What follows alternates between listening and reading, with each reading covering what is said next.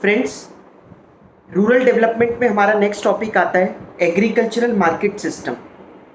Agricultural market क्या होती है?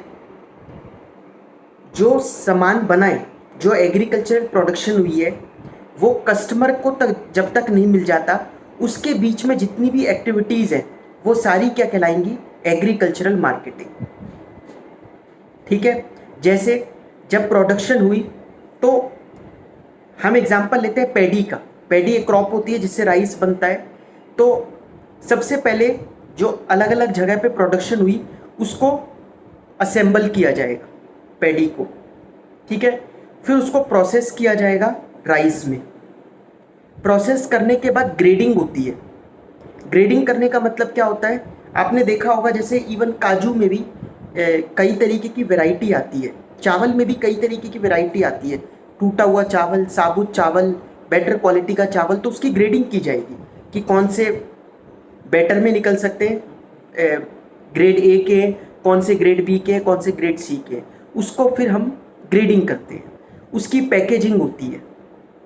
पैकेजिंग करने के बाद ट्रांसपोर्टेशन किया जाता है इन सामानों का, जिससे कि ये कस्टमर को डिस्ट्रीब्यूट हो। ये सारी एक्टिविटीज़ कहलाती है एग्रीकल्चरल मार्केट। ठीक है। इन एक्टिविटीज़ पर जितना ज़्यादा ध्यान दिया जाए उतना बढ़िया है, जिससे कि जो फार्मर्स का प्रोडक्ट है वो लोगों तक पहुंच पाए। ठीक है। कई फार्मर्स को अपना सामान, आपने प्रोटेस्ट में देखा होगा अगर न्यूज़ वगैरह देखते हो, कि कई फार्मर्स ने अपना जितना भी सामान था उसको फेंक दिया प्रोटेस्ट में। बहुत सारे टमाटर फेंक दिए, कई हज़ारों किलो के। क्यों? क्योंकि मार्केटिंग नहीं है, सामान बिक नहीं पा रहा, कहीं तो मिल नहीं रहा, और जहाँ पर बना है वहाँ से कस्टमर तक पहुँच नहीं पा रहा। तो ये कमियाँ थी एग्रीकल्चरल मार्केट की। ठीक है। मीनिंग क्या होता है एग्रीकल्चरल मार्केटिंग का? Agricultural marketing is a process that involves assembling, storage, processing, transportation, packaging, grading and distribution of different agricultural commodities across the country. Agricultural marketing system is an efficient way by which the farmers can dispose their surplus produce at a fair and reasonable price. It involves different activities for movement of farm produce from the producer to the ultimate consumer. समझ में आ गया ये? लेकिन इसमें क्या क्या problems face की जाती है फार्मर्स के द्वारा, वो पढ़ते हैं। पहली प्रॉब्लम आती है मैन्युपुलेशन बाय बिग ट्रेडर्स। बड़े बिजनेसमैन इसमें मैन्युपुलेशन करते हैं। बहुत शुरू से चलता हुआ आ रहा है कि जितना वेट है, क्योंकि उनके पास तो मशीनें होती नहीं थी पहले फार्मर्स के पास, तो फॉल्टी वेइंग वगैरह कि इतने किलो का सामान है, मतलब उसको कम करके बता देना। Prior to independence farmers suffered from faulty weighing and manipulation of accounts while selling their produce to traders. ज़्यादा पढ़े लिखे भी नहीं होते थे, तो lack of market information. Next होती है मार्केट इन्फॉर्मेशन नहीं होती उनको। Farmers were often force to sell at low prices due to lack of required information on prices prevailing in the market. Market में क्या दाम चल रहे हैं उनको पता नहीं होता। 10 रुपये में उनसे खरीद कर आगे 100 रुपये किलो में चीज़ें बिक जाती है। लैक ऑफ स्टोरेज फैसिलिटीज़, उनको बेचना पड़ता है मजबूरन, नहीं बेचा तो ये ख़राब हो जाएगा क्योंकि उनके पास स्टोरेज फैसिलिटीज़ तो है नहीं। They also did not have proper storage facilities to keep back their produce for selling later at a better price. Even today more than 10% of the goods produced in farms are wasted due to lack of storage. समझ में आ गया ये आप लोगों को? Next होता है इसमें measures to improve agricultural marketing. बहुत इंपॉर्टेंट क्वेश्चन है। एग्रीकल्चरल मार्केटिंग को इम्प्रूव करने के लिए गवर्नमेंट ने क्या क्या मेजर्स लिए हैं? ठीक है। सबसे पहला रेगुलेटेड मार्केट। रेगुलेटेड मतलब होता है जहाँ पे रेगुलेशन लागू होगी। रेगुलेशन मतलब रूल्स वगैरह। तो मार्केट्स को, कुछ मार्केट्स को सेलेक्ट करके वहाँ पे रेगुलेशंस बनाई गई। The first measure was regulation of markets to create orderly and transparent marketing conditions. Regulated markets have been organized with a view to protect the farmers from the malpractices of sellers and brokers. This policy benefited farmers as well as the consumers.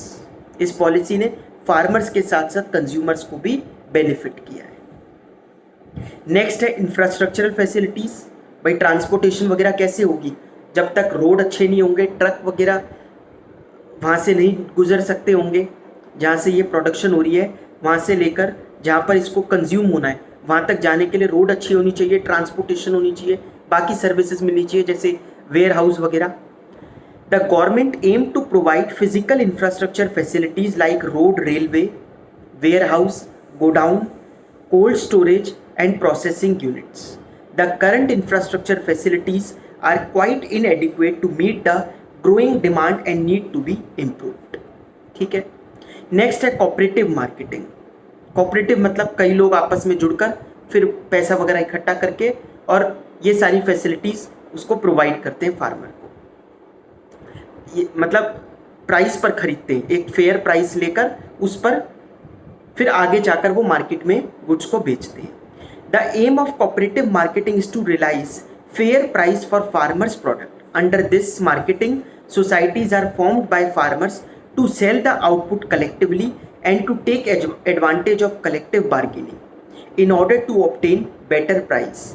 Milk cooperative in Gujarat have been very successful in transforming, जिसका ये अमूल है, ये cooperative ही है, ये cooperative society का ही, पूरी society तो नहीं बोलेंगे इसको, लेकिन ये एक मिल्क कोऑपरेटिव बना जिसमें कई फार्मर्स को साथ में जोड़ा गया। और अब देख लो आप लोग कितना ड्रास्टिक चेंज आ गया उसकी वजह से, कहाँ कहाँ उनका दूध बिकता है।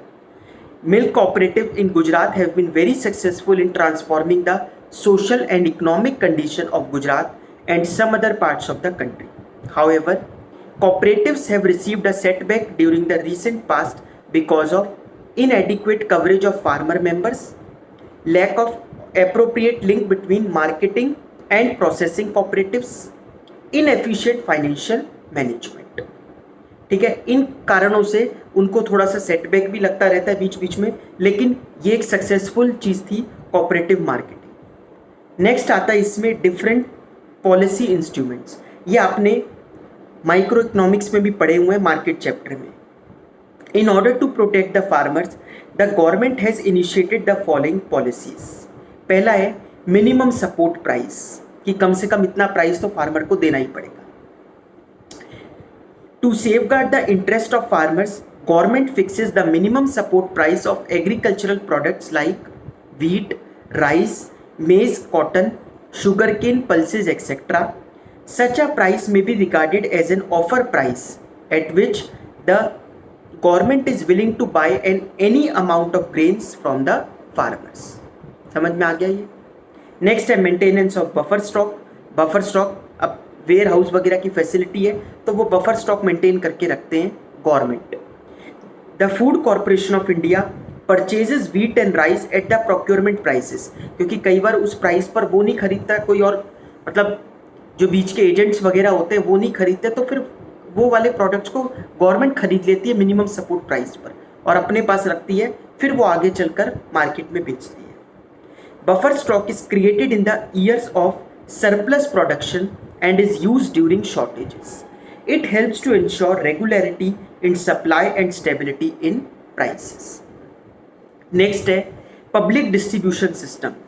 The public distribution system in our country operates through a network of ration shops and fair price shops. Fair price shops offer essential commodities like wheat, rice, kerosene, etc. at a price below the market price to the weaker sections of the society. और अब ये जो public distribution system था ये lockdown के दौरान और अब तो दिवाली तक चलेगा, ये उन्होंने फ्री में ही राशन बांटा है हर फैमिली को, द बिलो पॉवर्टी लाइन वाली फैमिलीज़ को ये फ्री में राशन भी बांटा है महीने में एक, और जो भी उन्होंने रूल बना रखे होंगे कि 5 kg का या 10 kg का, उस तरीके से। तो ये यहाँ पर तो हम पढ़ रहे हैं कि कम प्राइस पर मिलता है, अब तो ये फ्री में भी बटे हैं। समझ में आ गया? ये था हमारा agricultural marketing. Emerging agricultural marketing channels, नए नए चैनल्स कौन से आ रहे हैं? Origin of farmers market channels, मतलब नए नए तरीके। Farmers can increase their income if they directly sell their produce to the consumers. As a result, the concept of farmers market was started to give boost to the small farmers by providing them direct access to the consumers and eliminating the middlemen. Some examples of these channels are अपनी मंडी इन Punjab, Haryana and Rajasthan, हदसपुर मंडी इन पुणे। ये कुछ mandis हैं जहाँ पर farmers आते हैं, directly अपने product को कस्टमर को बेचते हैं। बहुत अच्छी चीज़ है, उनको बीच में एजेंट्स के से जाना नहीं पड़ता, गुजरते हुए सीधा कस्टमर को ही वो प्रोडक्ट अपना बेचेंगे। Alliance with national and multinational companies, आजकल एमएनसीज वगैरह खरीद लेती हैं इनके प्रोडक्ट और फिर वो बेचती हैं। Several national and multinational fast food chains are increasingly entering into contracts alliance with the farmers. हमारे पीएम ने कहा भी था इन सॉफ्ट ड्रिंक इंडस्ट्री को कि आप अपनी ड्रिंक्स में 5% फ्रूट्स वेजिटेबल्स वगैरह डालो, जैसे टमाटर वगैरह या जूस, जो भी ये सारी चीज़ जो वेजिटेबल्स फ्रूट्स होते हैं जो उनको लगता है कि एप्रोप्रिएट है उसमें डालना। इससे आपको ये भी दिखाने में अच्छा लगेगा कि हेल्दी है अपने कस्टमर्स को, और दूसरी तरफ फार्मर का प्रोडक्ट भी बिक जाएगा। They encourage the farmers to cultivate farm products of the desired quality. They provide them with not only seeds and other inputs but also assure procurement of the produce at the pre-decided prices. It is argued that such arrangements will help in reducing the price risk of farmers and expand the market for farm products. Next आता है, ये भी बड़ा important है, ये chapter है ही बहुत important, rural development. कुछ चैप्टर्स होते हैं इंपॉर्टेंट, जैसे 3rd चैप्टर था, ये भी इंपॉर्टेंट है, रूरल डेवलपमेंट। नेक्स्ट है डाइवर्सिफिकेशन ऑफ एग्रीकल्चरल एक्टिविटीज।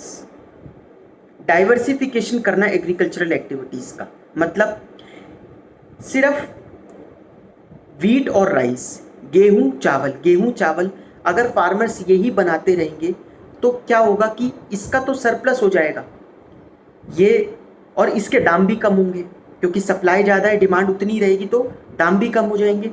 दूसरी तरफ फार्मर्स को बड़ा नुकसान होगा इन चीज़ों से। क्यों? क्योंकि उनकी इनकम बढ़ ही नहीं पाएगी, जब दाम कम मिलेंगे तो इनकम भी नहीं बढ़ पाएगी, इसलिए डाइवर्सिफिकेशन की ज़रूरत है। अब वो डाइवर्सिफिकेशन 2 तरीके की हो सकती है, या तो वो उसी एरिया में मतलब अगर उनको एग्रीकल्चरल प्रोडक्शन ही करनी है तो वो ये अनाज से ऊपर बढ़े, वीट राइस से ऊपर बढ़ के कुछ और बनाए, कमर्शियल क्रॉप बनाए, कॉटन वगैरह बनाए जो बिकती है, तो उससे ज़्यादा पैसे वो कमा सकते हैं। या फिर ये एग्रीकल्चरल छोड़ ही दें, दूसरे चीज़ पे चले जाए। एग्रीकल्चर से रिलेटेड और भी तो चीज़ें हैं, जैसे एनिमल की केयर करना, एनिमल हस्बेंड्री वगैरह, मिल्क फार्मिंग करना। तो वीट और राइस से ऊपर बढ़कर भी बहुत सारी चीज़ें फार्मर्स को ये बताया जा रहा है, diversification of agricultural activities. Reasons for diversification, agriculture plays a very important role in the economic development. However, the vast majority of the rural people work on land and there is greater risk in depending only on agriculture. The need for diversification arises because, first point, there is a greater risk in depending exclusively on farming for livelihood to provide productive sustainable livelihood options to the rural people. समझ में आ गया? Benefits क्या है diversification के? Much of the agricultural employment activities are concentrated in the kharif season 2 होते ना, kharif rabi. During the rabi season it becomes difficult to find gainful employment in the areas where there are inadequate irrigation facilities. So diversification into other sectors is essential to provide supplementary gainful employment, to enable them to earn higher levels of income, to enable rural people to overcome poverty and other troubles. तो ये उन्हीं के फायदे के लिए है कि वो थोड़ा सा आगे बढ़े, वीट और राइस से निकलकर भी और चीज़ें हैं जो बेची जा सकती है उनके द्वारा। टाइप्स ऑफ डाइवर्सिफिकेशन, सबसे पहला डाइवर्सिफिकेशन है डाइवर्सिफिकेशन ऑफ क्रॉप प्रोडक्शन। ठीक है, खेती बाड़ी ही करो, लेकिन अब वीट राइस की ना करके, अनाज की ना करके, अनाज मतलब सीरियल्स की ना करके कुछ और चीज़ों की करो, जिसको बोल सकते हैं हम कमर्शियल क्रॉप की करो जो बिकेगी। It involves a shift from single cropping system to multi cropping system. Diversification involves shift in the cropping pattern from food grains to cash crops. Basically, the main aim is to promote shift from subsistence farming to commercial farming. In India, agriculture is still dominated by subsistence farming. Subsistence farming क्या होती है? Survival के लिए farming करना, बस दाल रोटी चलती रहे, subsistence farming. And farmers give prime importance to the cereals in the cropping system. वो अनाज को ही ज़्यादा महत्व देते हैं. Multi cropping system reduces the dependence of farmers on one or two crops as they are engaged in growing a wide variety of crops. There is a need to encourage farmers and to take up cultivation of a wide variety of crops. It will also raise their income. इससे उनकी income भी बढ़ेगी. Diversification of productive activities. As agriculture is already overcrowded, a major proportion of the increasing labor force needs to find alternate employment opportunities in other non-farm sectors. It would provide alternative avenues of sustainable livelihood and would raise the level of income. Non-farm activities has several segments. Some segments of the non-farm activities possess dynamic linkages that permit healthy growth, while others are in subsistence, low productivity propositions. The dynamic subsectors include agro-processing industries, food processing industries, leather industry, tourism, etc. इन सब चीज़ों में भी वो जा सकते हैं, food processing में, agro processing में, लेदर इंडस्ट्री, टूरिज्म एक्सेट्रा. और भी जो मैंने आपको अभी बताए थे, ये एनिमल हस्बेंड्री, फिशिंग करना, ठीक है, और मिल्क फार्मिंग करना. These sectors which have the potential but seriously lack infrastructure and other support include traditional household based industries like pottery, craft, handlooms, etc. समझ में आ गया ये आप लोगों को? अच्छा, नॉन फार्म एरियाज क्या होते हैं एम्प्लॉयमेंट के, ये हम नेक्स्ट क्लास में डिस्कस करेंगे. इससे पहले एक छोटा सा टॉपिक है वो और डिस्कस कर लेते हैं, बाकी नेक्स्ट क्लास में. ऑर्गेनिक फार्मिंग का, जिसको हम बोलेंगे सस्टेनेबल डेवलपमेंट. सस्टेनेबल डेवलपमेंट बचपन से पढ़ाया जाता है कि डेवलपमेंट तो हो, ग्रोथ तो होनी चाहिए, लेकिन फ्यूचर की नीड्स का ध्यान रखते हुए कि उन रिसोर्सेज एग्जॉस्ट ना कर दें हम लोग. रिसोर्सेज को जितना ज़्यादा बचा सकते हो बचाएं. एनवायरनमेंट फ्रेंडली टेक्निक्स को अपनाना ही कहलाता है सस्टेनेबल डेवलपमेंट. ठीक है, लेकिन डेवलपमेंट मत रोको, ये नहीं कह रहा कुछ करो मत, डेवलपमेंट तो करो लेकिन फ्यूचर की नीड्स का ध्यान रखते हुए. तो आजकल आप फिर से, इंडिया में तो सबसे पहले ऑर्गेनिक फार्मिंग ही थी, बाद में हमने पढ़ा अभी पीछे के चैप्टर्स में कि दिक्कतें आई, पॉपुलेशन वगैरह बढ़ती गई, तो HYV सीड्स वगैरह की तरफ हम गए. बाद में इनके नुकसान नज़र आ रहे हैं कि ये पेस्टिसाइड, फर्टिलाइजर्स वगैरह, इसकी ये जो कीटनाशु वगैरह होते हैं, इनसे दिक्कत होती है, इससे जो इसकी क्वालिटी होती है फूड की वो गिरती है.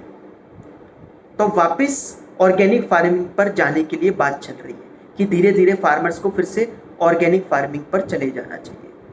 और आजकल एक ट्रेंड भी चल गया है कि कई कंपनीज इसमें जुड़ रही हैं जो ऑर्गेनिक फार्मिंग मतलब एरिया वगैरह खरीदती हैं, अपने फार्मर्स को वहाँ पर लगाती है, अपने अंडर काम करवाती है जहाँ पर ऑर्गेनिक फार्मिंग की जाती है, क्योंकि ऑर्गेनिक प्रोडक्ट्स ज़्यादा महंगे बिकते हैं नॉर्मल प्रोडक्ट से. लोगों को हेल्थ कॉन्शियस जो होते हैं वो ऑर्गेनिक प्रोडक्ट्स ज़्यादा खरीदने लग गए आजकल. So in recent years, there is a considerable rise in awareness of the harmful effects of chemical-based fertilizers and pesticides. Conventional agricultural relies, conventional मतलब जो अभी ट्रेडिशनल चलता आ रहा था, सीड्स वगैरह को यूज़ करने वाला, heavily on chemical fertilizers and toxic pesticides etc., which enter the food supply, penetrate the water resources, harm the livestock, deplete the soil and devastate natural ecosystem. So efforts have been made to evolve technologies which are eco-friendly and are essential for sustainable development. One such eco-friendly technology is organic farming. Meaning of organic farming. Organic farming का meaning क्या होता है? Organic farming is the form of agriculture that relies on techniques such as crop rotation, green manure, compost, biological pest control. तो इन सब चीज़ों को, compost मतलब खाद, क्रॉप रोटेशन करना। क्रॉप रोटेशन क्या होती है? एक ही क्रॉप को बार बार ना बनाना, दूसरी क्रॉप ट्राई करना। वहाँ पर आप एक ही क्रॉप को, इवन हाँ अगर हम अपनी बॉडी की भी बात करें, एक ही पार्ट की अगर हम एक्सरसाइज करते रहेंगे तो उतना फ़ायदा नहीं मिलेगा कि हमें बॉडी पार्ट्स चेंज कर करके उसकी एक्सरसाइज करनी चाहिए। वैसी लैंड के लिए भी है, एग्रीकल्चरल प्रोडक्शन में भी क्रॉप रोटेशन होनी चाहिए। Green manure, compost and biological pest control. Biological pest control, pest का कंट्रोल तो करना पड़ेगा, ठीक है। This method avoids the use of synthetic chemical fertilisers and genetically modified organisms. Organic farming is the process of producing safe and healthy food without leaving any adverse impact on the environment. In short, organic agriculture is a whole system of farming that restores, maintains and enhances the ecological balance. There is an increasing demand for organically grown food to enhance food safety throughout the world. आजकल इनकी demand बढ़ती जा रही है। Benefits क्या है organic farming के? Important है, ये पेपर में आ सकता है question. What is organic farming, what are its benefits and challenges before organic farming. Economical farming, organic farming offers a means to substitute costlier agricultural inputs such as HYV seeds, fertilisers, pesticides. ये सब चीज़ें महंगी आती है, ये कुछ डालनी नहीं पड़ेगी तो थोड़ा सस्ता पड़ेगा, ठीक है। जनरेट्स इनकम थ्रू एक्सपोर्ट, इसकी अभी मार्केट में बहुत डिमांड है। हेल्थ कॉन्शियस होते जा रहे हैं लोग, तो एक्सपोर्ट भी कर पाएंगे हम। It generates income through international exports as demand for organically grown crops is on a rise. Provides healthy food, सबसे बड़ा बेनिफिट तो यही है। It provides healthy food as organically grown food has more nutritional value than food grown through chemical farming. Source of employment, organic farming generates more employment opportunities as it require more labor than in conventional farming. इसमें लोग थोड़े ज़्यादा लगते हैं तो employment भी provide होगी। Safety of environment, सबसे बड़ी बात एनवायरनमेंट फ्रेंडली है। The produce of organic farming is pesticide free and is produced in an environmentally sustainable way. समझ में आ गया आप लोगों को ये? चैलेंजेस क्या है ऑर्गेनिक फार्मिंग के को लेकर? लेस पॉपुलर, फिलहाल अभी बस शुरुआत ही हुई है वापस जाने की, तो अभी इतना पॉपुलर नहीं हुआ। Organic farming needs to be popularised by creating awareness and willingness on the part of farmers for adoption of new technology. There is a serious need for an appropriate agricultural policy to promote organic farming. Lack of infrastructure and marketing facilities, अभी उस तरीके का infrastructure provide नहीं किया जाता। Organic farming faces problem of inadequate infrastructure and marketing facilities. Low yield तो कम आएगी क्योंकि हम लोगों ने ये अगर कुछ पेस्टिसाइड फर्टिलाइजर्स वगैरह नहीं डाले, भाई वो डालते ही क्यों थे HYV सीड्स वगैरह कि पर ड्रॉप मोर क्रॉप बने वहाँ पर। यहाँ पर क्रॉप तो कम ही मिलेगी। ऑर्गेनिक फार्मिंग में सबसे बड़ा इशू तो यही था। तो organic farming has a lesser yield in the initial years as compared to modern agricultural farming.